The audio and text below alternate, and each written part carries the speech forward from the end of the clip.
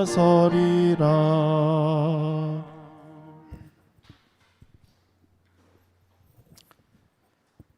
저는 오늘 여러분들과 함께 하나님께 비켜서자라고 하는 제목으로 말씀을 나누겠습니다.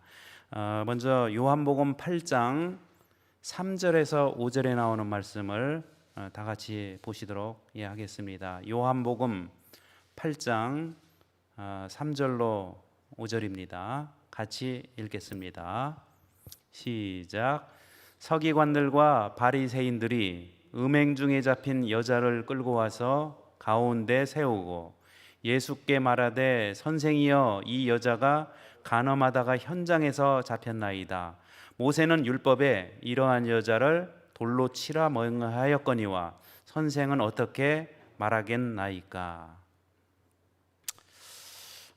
여러분은 이 본문의 장면이 어떻게 그려지십니까? 저는 이 장면을 생각하면 한 여인과 예수님을 향해 수십 개 또 수백 개 수천 개의 돌 화살을 쏘려는 사람들의 모습이 떠오릅니다. 얼마나 무서웠을까요? 여인의 입장에서는요. 이 성경에는 화살에 관련된 구절들이 있습니다. 이 사단은 어떤 사람에게 화살을 쏠까요? 성경은 이렇게 말씀을 하고 있습니다. 시편 11편 2절에 보면 악인이 활을 당기고 화살을 시위에 먹이며 마음이 바른 자를 어두운 데서 쏘려 하는도다. 자, 이 화살을 악인들이 쏘는데 어떤 사람을 향해서 쏜다 말씀하고 있습니까? 마음이 바른 자를 향해서 쏜다. 그런데 이 화살의 특징이 있습니다. 화살을 쏠 때에는 밝은 데서 쏘지 않습니다. 어두운 데서 쏩니다. 왜요? 어두운 데서 쏴야 쏜 사람이 누구인지 알 수 없고 또 화살이 날아오는 것을 볼 수 없기 때문인 것입니다. 그러면 마음이 바른 자만 이 화살을 악인에 의해서 쏘임을 받게 될까요?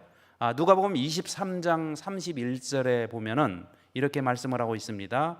푸른 나무에도 이같이 하거든 마른 나무에는 어떻게 되리요 하시니라. 예수님께서 이 말씀을 하셨습니다. 푸른 나무와 마른 나무 이렇게 말씀을 하고 계시는데 여기 푸른 나무는 누구를 의미하고 마른 나무는 누구를 의미할까요? 아마 여러분들 제가 말씀드리지 않아도 잘 아실 것입니다. 저는 오늘 이 본문을 좀 생각을 하면서 나는 오늘 푸른 나무로 살고 있는가 아니면 마른 나무로 살고 있는가를 생각해 보았습니다. 이왕이면 여러분 우리가 겨울철에 정말 이 푸르른 가지가 아무것도 없는 마른 그 나무처럼 살기보다는 봄이 되어서 잎사귀가 피어나고 또 그늘이 있는 푸른 나무로 살고 싶지 않으십니까? 하나님께서는 저와 여러분이 마른 나무가 아니라 매일매일의 삶이 마른 생기가 없는 마른 나무와 같은 삶이 아니라 생기가 있는 푸른 나무와 같은 삶을 살기를 원하고 계십니다. 사단은 여러 경로를 통해서 푸른 나무인 의인에게 화살을 쏩니다. 여러분, 의인이 화살을 맞을 수도 있습니다. 하물며 마른 나무에 화살을 쏘는 것은 너무나도 당연하다는 말씀이에요. 성경에는 죄의 화살도 있고요, 또 멸망의 화살도 있고 뭐 여러 종류의 화살들이 있습니다. 우리 사랑하는 성도 여러분, 이왕이면은 다시 한번 말씀드리면 저와 여러분들이 마른 나무가 아니라 푸른 나무로, 어차피 화살은 어떠한 경우든지 맞을 수는 있습니다. 그러나 우리는 푸른 나무로 살다가, 푸른 나무는 살아있는 나무이기 때문에 여러분 화살에 맞아도 다시 소생할 수가 있지 않습니까? 그래서 우리의 삶이 푸른 나무가 되고 푸른 나무로 살아가는 그러한 경험을 하는 것은 아주 중요합니다. 이 화살과 방패가 만나면 누가 이길까요? 뭐 경우에 따라서 다를 것입니다. 근데 오늘 요한복음 8장에 나오는 그 간음하다가 현장에서 잡혀온 이 여인에 대해서 이 본문에서는 화살에 이길까요? 방패가 이길까요? 요한복음 8장 7절에서 9절에 보면은 그 답이 나옵니다. 자, 읽어보실까요? 시작. 너희 중에 죄 없는 자가 먼저 돌로 치라 하시고 다시 몸을 굽혀 손가락으로 땅에 쓰시니 그들이 이 말씀을 듣고 양심의 가책을 느끼어 어른으로 시작하여 젊은이까지 하나씩 하나씩 나가고 오직 예수와 그 가운데 섰는 여자만 남았더라. 누가 이겼습니까? 화살이 이겼습니까? 방패가 이겼습니까? 수많은 사람들이 돌의 화살을 들고 이 여인을 돌로 치려고 했습니다. 그러나 결국은 화살이 이긴 것이 아니라 그 화살을 막아내는 방패가 본문에서는 이기는 것으로 나와 있습니다. 여러분, 여기서 말하는 방패는 화살은 정말 그 당시에 여러 사람들, 수많은 사람들이 화살을 쏘려고 했고 또 쐈습니다. 그러나 방패 대신 예수님 그 한 분으로 다 막아낼 수 있었다고 하는 것입니다. 저와 여러분들 살아가시면서 얼마나 많은 화살들을 맞게 됩니까? 그러나 꼭 잊지 않고 기억하시는 성도들이 되시기를 바랍니다. 예수님 방패 하나면 다 막아낼 수 있다. 그래서 이 시간 예수님을 저와 여러분들은 찬양을 해야 됩니다. 왜냐하면 예수님께서 다 막아주시기 때문인 것입니다. 교회 증언 1권 50페이지에 이렇게 말씀을 하고 있습니다. 읽겠습니다. 시작. 형제들이여 비켜 서십시오.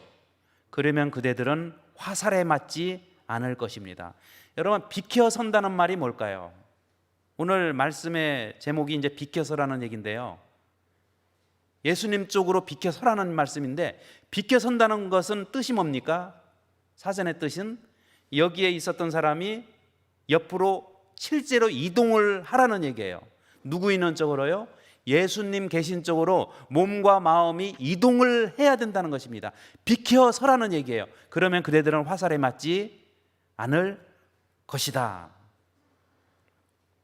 요한복음 8장 9절에 보면은 그들이 이 말씀을 듣고 양심의 가책을 느껴 어른으로 시작하여 젊은이까지 하나씩 하나씩 나가고 오직 예수와 그 가운데 섰는 여자만 남았더라. 여러분, 날라오는 수많은 화살을 어떤 방법으로 이 범죄한 여인이 피할 수 있었습니까? 여인이 한 일은 하나밖에 없어요.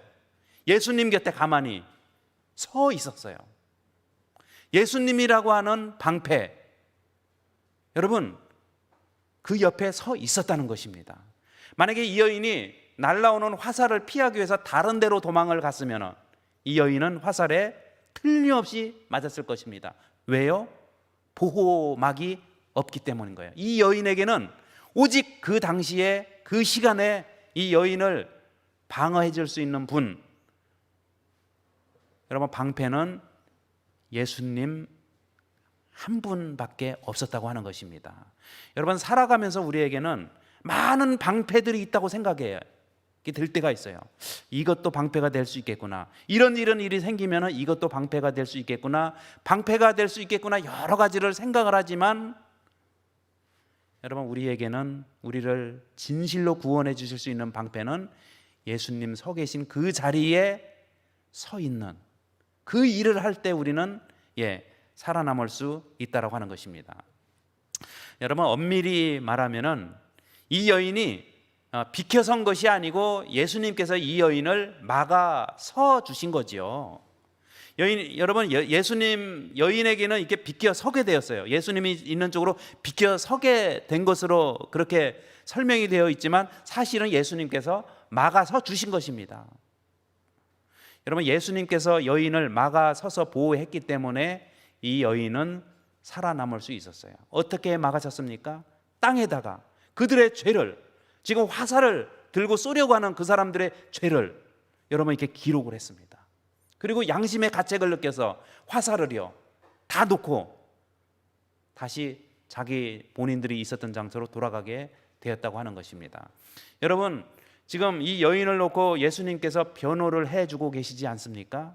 오늘 우리에게 대해서 변호를 해주시는 변호사 되시는 하나님이 지성소에서 저와 여러분들을 놓고 변호를 하고 계십니다. 그렇기 때문에 우리는 어떠한 화살이 날라와도 살아남을 수 있게 되는 것입니다. 그래서 사랑하는 성도 여러분, 혹시 앞에서 또 뒤에서 옆에서 수많은 화살들이 나를 향해 날아올 때 예수님 옆으로 비켜 서시기를 바랍니다. 예수님께서 저와 여러분들을 보호해 주시기 위해서 예수님께서 막아 서 주실 것입니다. 여러분, 예수님과 우리의 관계는요, 우리는 비켜 서는 거예요. 우리가 할 수 있는 것은 우리를 보호할 수 없어요. 나는 나를 보호할 수가 없습니다.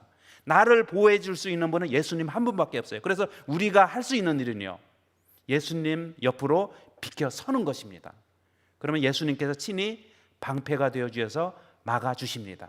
이런 관계가 형성이 됐을 때 우리는 참된 신앙을 하고 있다는 것을 저와 여러분들은 기억하시기를 바랍니다. 여러분, 세상에서 많은 날라오는 화살들 얼마나 많이 있습니까? 그러나 내가 해결하려고 하면은요, 그 화살을 다 내가 맞게 됩니다. 피할 길이 없는 거예요. 그래서 우리가 할 수 있는 일은 무엇이다? 예수님 서 계신 곳으로 비켜 서는 것이다. 이 말씀을 꼭 기억하시고, 오늘 저와 여러분이 살아가면서 어떠한 지경에 있든지, 어떠한 어려움에 있든지, 또 어떤 마음의 소원이 있든지, 어떤 마음의 애달픔이 있든지, 여러분 예수님 곁에 꼭 비켜 쓰셔서 어려운 시간들을 잘 이겨내시는 성도들이 되시기를 간절히 바랍니다. 오늘 이 여인의 얘기를 통해서 예수님은 그것을 말씀을 하고 있는 것입니다. 여러분, 본문에서 가장 중요한 한 단어가 있습니다. 뭘까요? 요한복음 8장 9절에 보면, 읽어볼까요? 시작.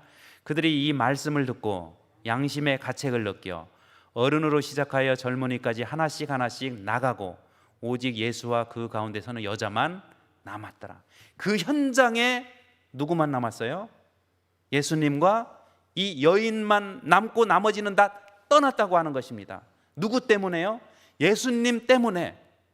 여러분, 많은 문제가 있고 어려움이 있고 시련이 있을수록 우리가 예수님 곁에 서 있기만 하면, 비켜 서기만 하면 그러한 문제들은요, 아무리 크다고 생각될지라도 나중에 놓고 보면 내 곁으로부터 다 떠나가 있음을 우리는 경험하면서 하나씩 하나씩 경험하고 있지 않습니까? 여러분, 이 여인이 예수님과 함께 남겨졌어요. 예수님과 함께입니다. 오직 예수와 그 가운데서는 여자만 남았다라고 하는 것은 함께 남아 있었다고 하는 것입니다. 여러분, 우리가 어떠한 경우든지 어떠한 것을 잃더라도 예수님을 잃지 말아야 됩니다. 우리 예수님은 우리의 마음 가운데 끝까지 남아 계셔야 될 분은 예수님이십니다. 그 예수님을 우리가 너무나 빨리 놓치면은, 여러분, 우리는 정말 어떻게 여러분 이 날라오는 화살들을 우리가 견뎌낼 수 있겠습니까? 이 말씀을 생각하면서 다시 한번 우리가 할 수 있는 일은 예수님께 비켜 서는 일밖에 없다. 여러분, 예수님은 가까이 계시기 때문에 우리가 한 발자국만 예수님 있는 대로 옮기시면 됩니다. 예수님께서 많은 발자국을 원하시지 않으세요. 그런데 여러분, 이 한 발자국이 왜 이렇게 무겁습니까? 그러나 우리는 마음을 단단히 드시고요, 모든 것들을 다 내려놓으시고 한 발자국만 움직이셔서 바로 옆에 서 계시는 우리 예수님 의지하시고 비켜 서시면 예수님께서 다 막아 주실 것입니다. 자, 로마서 9장 27절과 29절에 보면은, 여기 보면은 또 이사야가 이스라엘에 관하여 외치되 이스라엘 자손의 수가 비록 바다의 모래 같을지라도 남은 자만 구원을 받으리니. 여러분, 그 시대에 그 여인이 가늠하다가 현장에 잡혔던 그 현장에서 누구만 구원을 받았어요? 남은 자.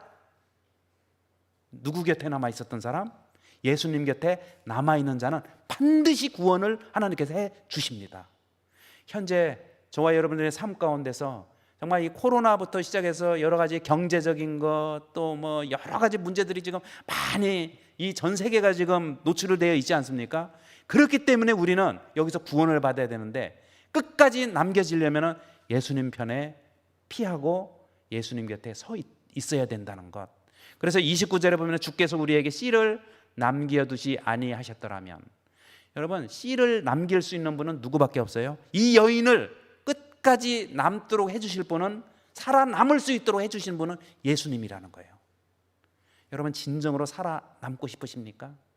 이 어려움 가운데서 살아남고 싶으십니까? 그러면 예수님을 선택하시고 예수님 편으로 한 발자국만 비켜서 주시기를 간절히 바랍니다. 그러면 예수님께서 보호해 주실 것입니다. 로마서 11장 2절에서 4절 5절에 보면 하나님이 그 미리 아신 자기 백성을 버리지 아니하셨다. 여러분 우리는 그냥 백성이 아니라 자기 백성이에요. 자기라는 말을 아무나 붙일까요? 자기라는 말을 아무나 붙일 수 있습니까? 장로님? 만약에 그 자기라고 이렇게 하면 어떻게 될까요? 아무나. 그래서 하나님은 자기 백성을 절대로 버리지 않는다는 거예요. 이 자기라는 말. 그래서 7,000명을 남겨두고 지금도 은혜로 택하심을 남은 자가 있는데, 이 남은 자는 어떤 사람이요? 아까 그 현장에서 잡혀온 그 여인처럼 예수님 편에 비껴서서 그냥 그 한 발짝 비껴선 그 사실 하나만으로 하나님은 인정을 해주시고 구원해 주시고 보호해 주시고 막아 주시고 살려 주시고 결국에는 회복되게 해주시는 분이 하나님이시라는 것입니다. 그래서 우리가 그런 하나님이 우리에게 곁에 계심이 얼마나 감사합니까? 그래서 우리는 끝까지 자기 백성을 버리지 아니하시겠다는 하나님의 약속의 말씀을 믿으시고 꼭 남은 자로 예수님 곁에서 계시다가 우리 예수님을 함께 하시는 성도들이 되시길 바랍니다. 여기 제가 이런 말씀을 했습니다. 좀 같이 한번 읽어보겠습니다. 시작. 은혜로 남겨지게 되는 사람들이 있을 것입니다. 엘리야 시대에도 있었고 예수님 당시에도 이 여인처럼 있었고 마지막 시대에도 있을 것입니다. 우리 모두는 하나님의 은혜로 남겨지는 사람이 되어야 합니다. 그러기 위해서 우리는 예수님 계신 곳으로 비켜 서야 합니다. 그래야 예수님께서 막아주실 것입니다. 그래야 최후까지 남겨지게 될 것입니다. 날아오는 수많은 화살들을 막아줄 수 있는 방패는 오직 하나님 방패. 저는 이 하나님 방패라는 말이 참 제가 좋아하는 말이에요. 막아줄 수 있는 것은요, 위급할수록 하나님의 방패 쪽으로 가야 됩니다. 그 내 방패가 아니라는 것을 기억을 하시고 우리 하나님 방패, 이 말씀을 잘 생각하시며 하나님 쪽으로 이동하시는 성도들이 되시기를 바랍니다. 여기 창세기 15장 1절에 보면은 성경에 나는 너의 방패라고 했어요. 너를 막아줄 사람은 누구밖에 없다는 거예요? 나다는 거예요. 나는 너의 방패다. 사무엘하 22장 31절, 이 성경절은 좀 중요한 성경절입니다. 읽겠습니다. 시작. 그는 자기에게 피하는 모든 자에게 방패시로다. 누구에게 방패가 되어주세요? 예수님에게 피하는 자. 다시 말하면 예수님 쪽으로 한 발짝 움직이는 자. 반드시 하나님께서 모든 자라고 하는 것은 움직인 모든 자 예외 없이 하나님께서는 방패가 되어 주시겠다.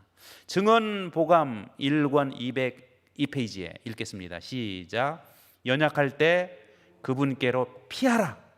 그분께 가까이 있으면 사단의 화살은 부러지고 그대를 해할 수 없다. 이것을 누가 보여줬어요? 그 간음하다가 현장에서 잡힌 여인이 하나님께로 피하고 하나님께 가까이 있으니까, 하나님과 함께 하니까 그 화살이 어떻게 됐습니까?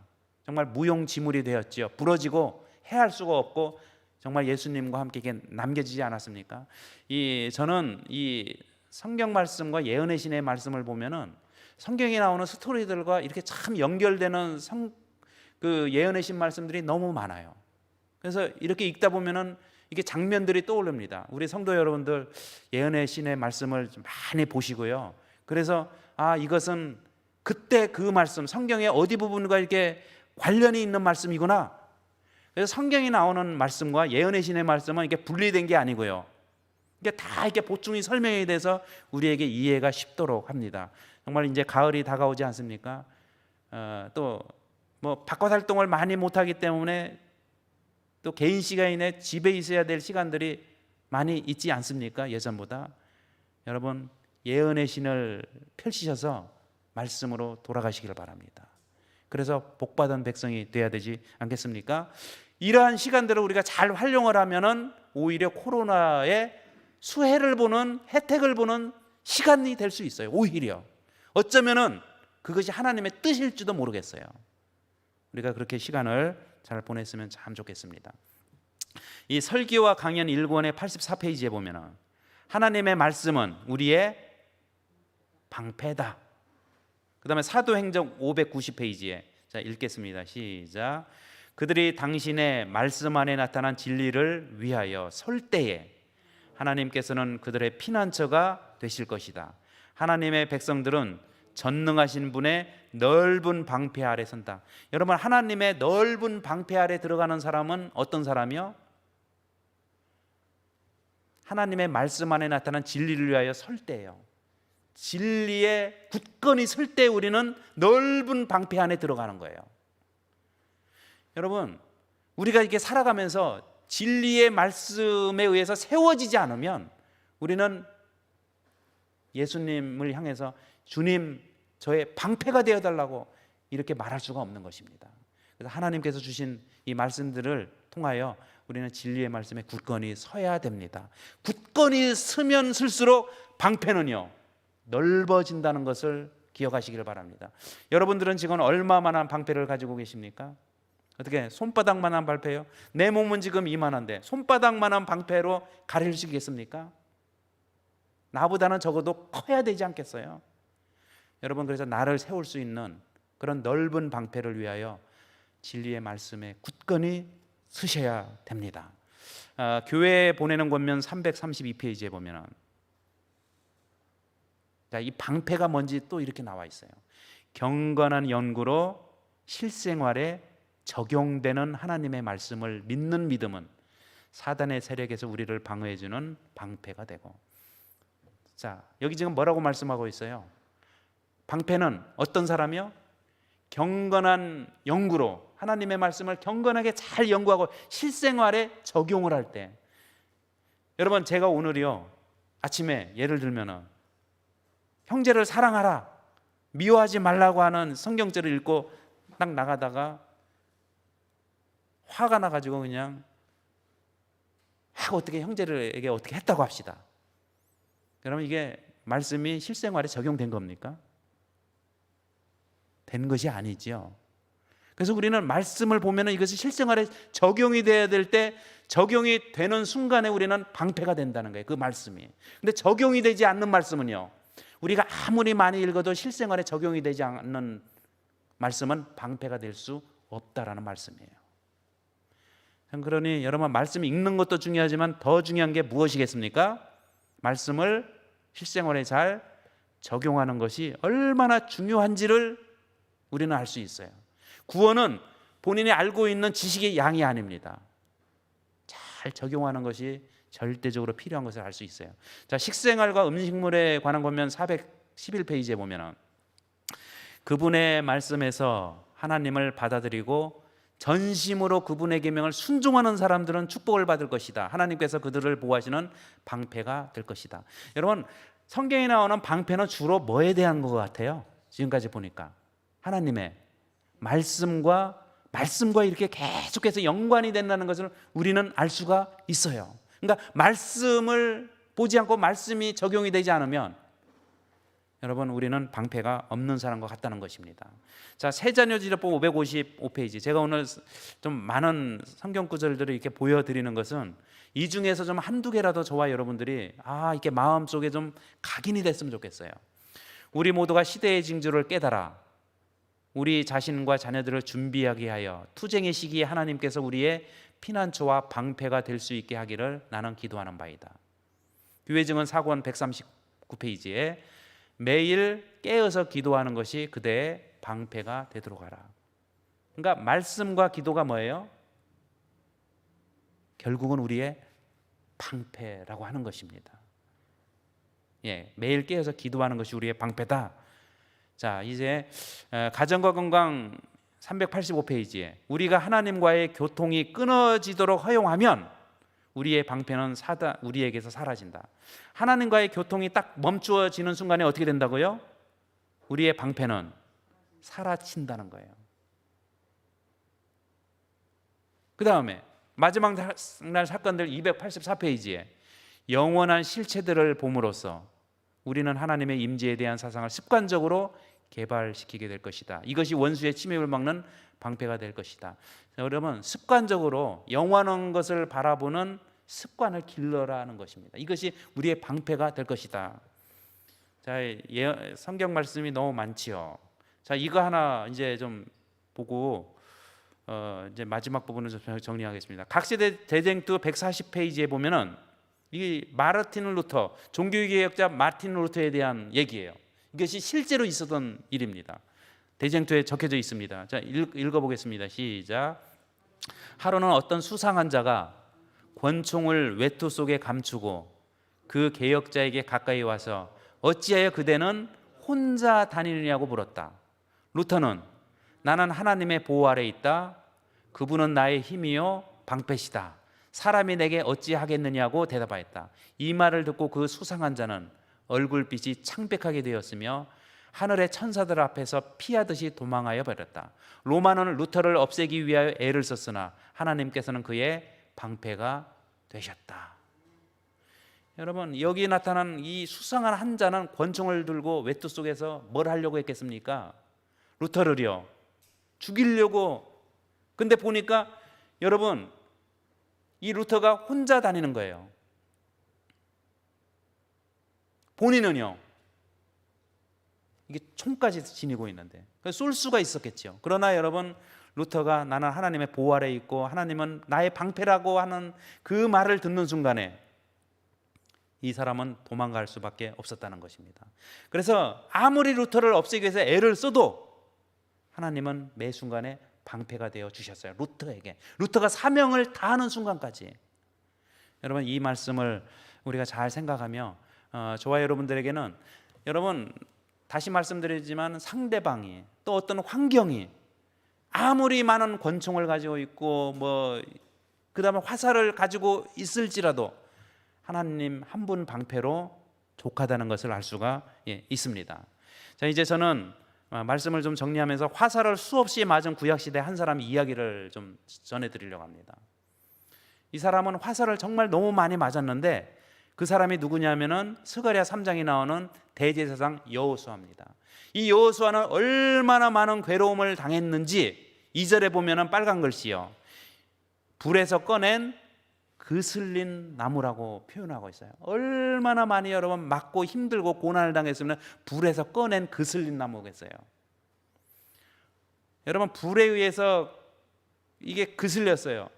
제가요 어렸을 때 그 집에서 그때는 뭐 시골이니까 부뚜막이라고 하지 않습니까? 이게 부엌.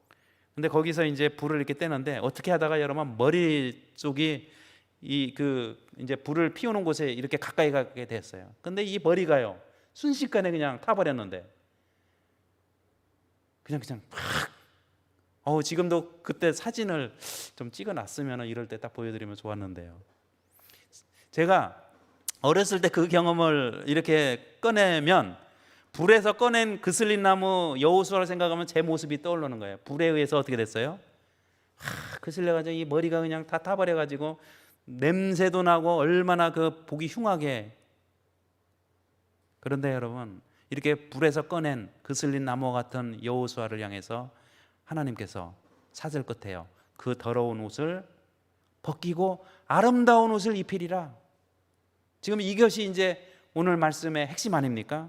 이 말씀에는요, 그 여호수아, 대제사장 여호수아가 어떤 사람인지를 알 수가 있고요, 하나님이 어떠한 분이신지를 알 수 있어요. 여러분, 2절 중간 부분에 이는 불에서 꺼낸 그슬린 나무가 아니냐. 근데 하나님께서 여호수아에게 어떤 방패가 되어 주셨는가? 첫 번째는요, 스가랴 3장 1절에 보면 예루살렘을 택한 여호와께서 내가 너를 끝까지 책임져 주겠다고 하는 것입니다. 네가 아무리 불에 거슬렸어도 나는 너를 책임져 주겠다. 여러분, 제가 이렇게 이제 어머니가 시켜서 그때 이제 그 머리가 이렇게 불에 태워졌지만 제가 미안했을까요? 어머니가 더 미안해 하셨을까요? 그 철부지 같은 아들이 그렇게 한 것을 보고 어머니가 마음이 아픈 거예요. 여러분, 하나님은 어쩔 수 없는 저와 여러분들, 이 땅에 태어나면서 많이 시달릴 수가 있어요. 불에서 꺼낸 거슬린 나무와 같이 많은 화살에 의해서 이럴 수도 있어요. 그러나 그 자를 하나님께서는 이사야에서는 내가 너를 실어 버리지 않겠다. 너 몰골이 그렇기 때문에 내가 버리지 않겠다.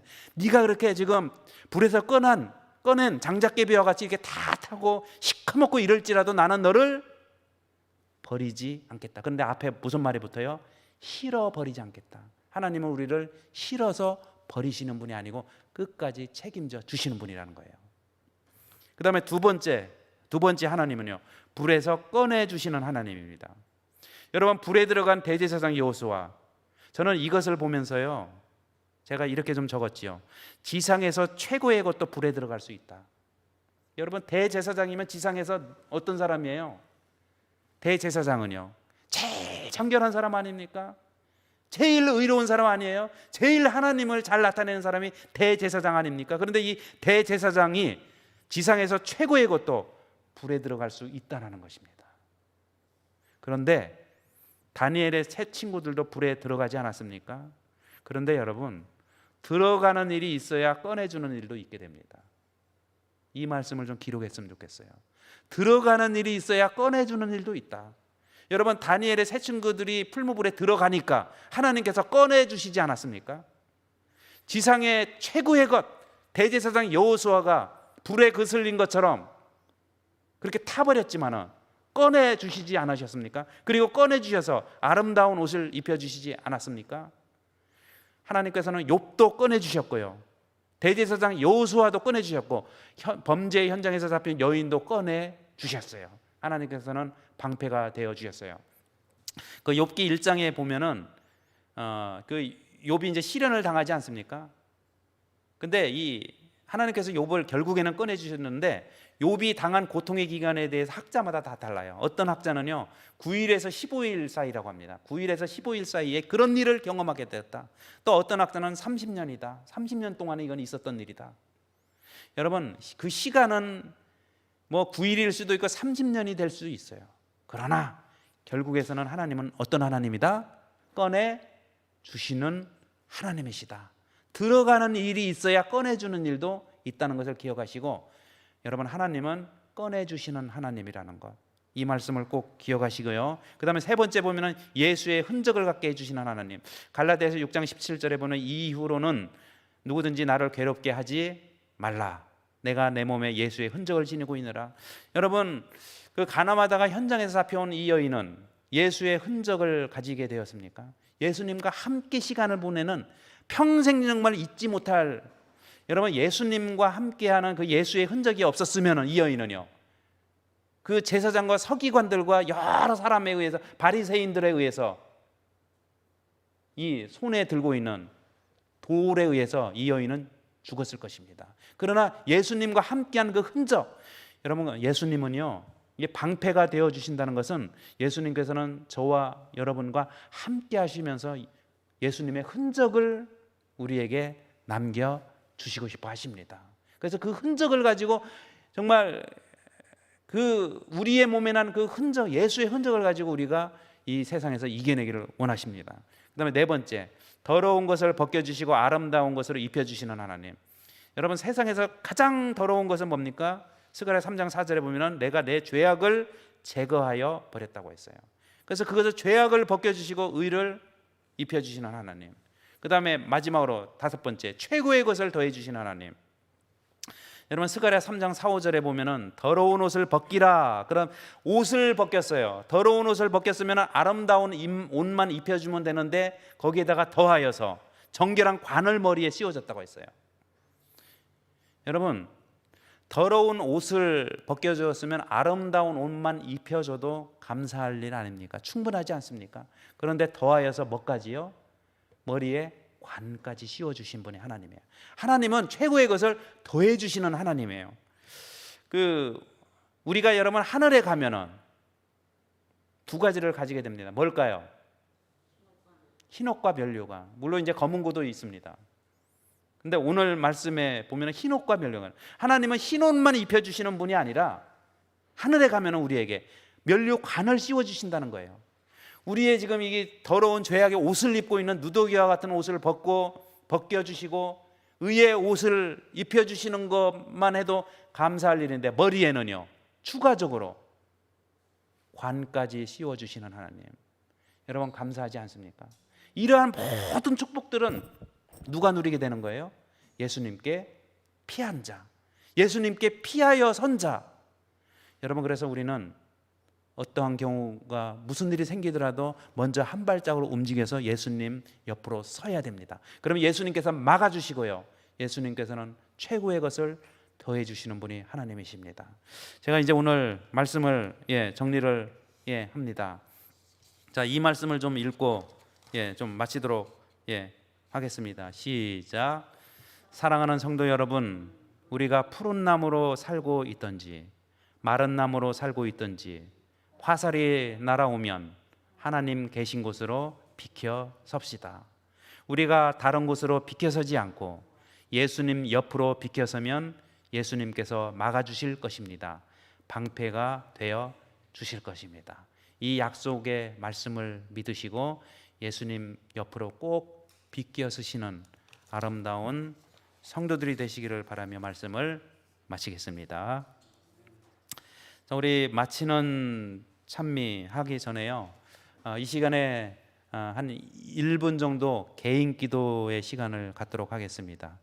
우리 가정에서 개인적으로 1분 정도 개인 기도를 드려주시면 감사하겠습니다. 우리 좀 반주를 좀 천천히 해주시면 감사하겠습니다.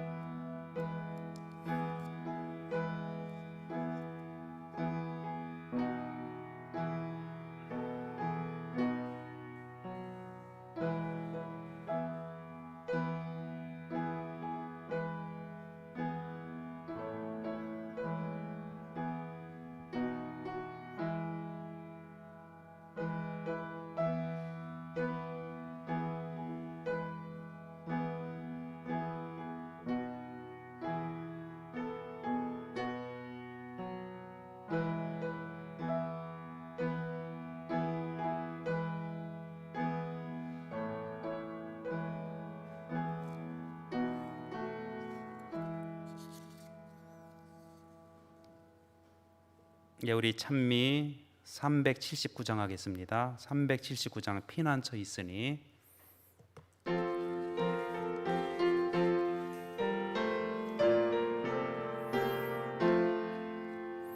피난처 있으니 환난을 당한 자 이리 오게. 땅들이 변하고 물결이 일어나 산 위에 넘치되 두렵지 않네. 이방이 떠들고 나라들 모여서 진동하나. 우리 주 한 소리 한 번만 말하면 천하에 있는 것 망하겠네. 만유주 여호와 우리를 보시니 피난처요. 세상의 난리를 그치게 하시니 세상의 장검이 쓸데없네. 높은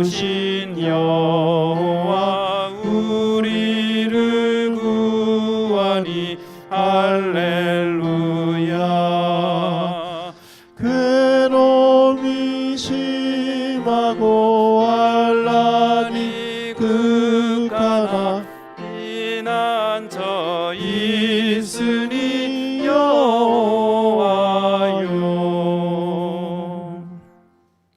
아버지 하나님, 오늘 이 시간에 마음의 결심을 새롭게 합니다. 하나님께 비켜서서 살기를 원합니다. 하나님, 저희들의 방패가 되어 주시고 이겨낼 수 있도록 축복 내려 주시옵소서. 끝까지 저희들의 방패로 주님께서 보호해 주실 줄로 믿사오니 감사하는 마음과 기쁜 마음으로 말씀에 순종하며 기도로 살아갈 수 있도록 축복 내려 주시옵소서. 우리의 삶 가운데 화살은 날아오게 됩니다. 그러나 화살을 가려줄 수 있고 막아줄 수 있는 예수님이 계심을 인하여 감사를 드리고, 우리 예수님께 다시 한번 비켜 쓰는 아름다운 성도 되게 하여 주시옵기를 예수님의 이름으로 간절히 기도드립니다. 아멘.